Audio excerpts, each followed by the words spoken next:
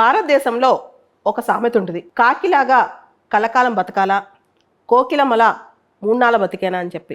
మన కల్చర్లో క్రోస్ కాకులు ఒక భాగం. అంతేకాదు, మనుషులు చనిపోయినప్పుడు వాళ్ళకి భోజనం పెట్టి కాకుల కోసం మనం ఎదురు చూస్తూ ఉంటాం. చాలా సందర్భాల్లో భారతదేశంలో కాకులు అనేవి కరువైపోయాయి. జాంజిబార్ అనేది అప్పట్లో అంటే 1890లో బ్రిటిష్ వాళ్ళ ఆధీనంలో ఉండేది. ఇప్పుడు టాంజానియా ఆధీనంలో ఉంది. కెన్యాకి ఈ ఐలాండ్ చాలా దగ్గర, అక్కడి నుంచి కాకులు అక్కడికి వెళ్ళాయి. దానికి ప్రధానమైన కారణం అప్పట్లో అక్కడ గార్బేజ్ చాలా ఎక్కువ, కాకులు వాటిని తిని క్లీన్ చేస్తాయని చెప్పి. కానీ అవే కాకులు ఇప్పుడు కెన్యాకి తలనొప్పిగా మారాయి. ఎందుకు?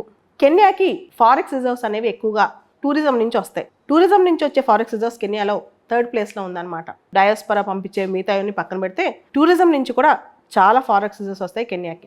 అయితే టూరిస్టులు కానీ కెన్యాలో హాస్పిటాలిటీ సెక్టర్ కానీ ఈ కాకులు ఇప్పుడు ఇబ్బంది పెడుతున్నాయి. దానికి ప్రధానమైన కారణం వాటి అరుపులు కానీ, అంటే మనకు తెలుసు కాకులు ఎప్పుడు కాయింగ్ చేస్తూ ఉంటాయి, దాంతోపాటు అక్కడ డిస్టర్బెన్స్ క్రియేట్ చేస్తున్నాయంట. అండ్ అక్కడ ఫుడ్ని అటాక్ చేస్తున్నాయి. ఎక్కువ చాలా కాకులు పెరిగిపోవడం వల్ల అక్కడ ఫుడ్ని, మీల్స్ని అవి తినేస్తున్నాయంట. దాంతోపాటు అక్కడ మిగతా ఈ కాకులు సోషల్ ఎనిమల్స్ అనమాట, మిగతా జంతు జాతిని అక్కడ బతకనివ్వట్లేదంట. ఒక కాకి ఒక జంతువుని అటాక్ చేస్తే మిగతా కాకులన్నీ వెళ్ళి దానిపైన, దాని పిల్లలపైన, అన్నిటిపైన అటాక్ చేస్తున్నాయి. ఇట్లా అక్కడ కాకులు అనేవి తలనొప్పిగా మారిపోయాయి. సో డిసెంబర్ 31, 2024 కల్లా 1 మిలియన్ కాకులు అంటే 10 లక్షల కాకులను చంపేయాలని చెప్పి కెన్యా ప్రభుత్వం టార్గెట్ పెట్టుకుందనమాట. సో ఇలాంటివి అప్పుడప్పుడు దేశాల దగ్గర జరుగుతూనే ఉంటాయి. దానికి ప్రధానమైన కారణం ఇప్పుడు ఈవెన్ భారతదేశంలో కూడా వర్మిన్ అనే ఒక కాన్సెప్ట్ ఉంది.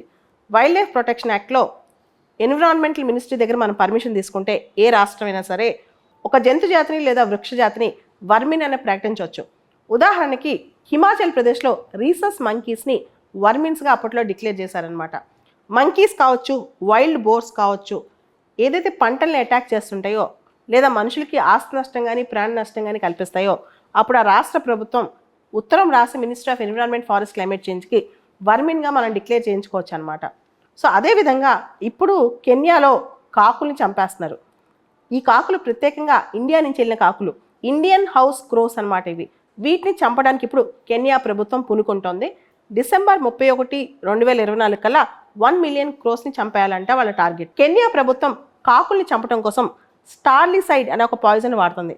ఇంతకుముందు స్టార్లింగ్స్ అనే ఒక బర్డ్స్ ఉండేయంట. వెస్ట్రన్ కంట్రీస్లో ఈ బర్డ్స్ని చంపడం కోసం స్టార్లిసైడ్ అనే పాయిజన్ వాడారు. ఏ బర్డ్స్ అనేవి తింటే కనుక ఈ పాయిజన్ అయిపోయి 10-12 గంటల్లో చనిపోతాయంట. సో స్టార్లిసైడ్ వాడి 1 మిలియన్ కాకుల్ని చంపబోతున్నారు. కాకులు చాలా తెలివిగల బర్డ్స్ అనమాట, చాలా ఇంటెలిజెంట్. జనరల్గా ఒక చోట ఏమైనా తిని 1-2 బర్డ్స్ చనిపోతే మిగతావి అక్కడ తినమన్నమాట.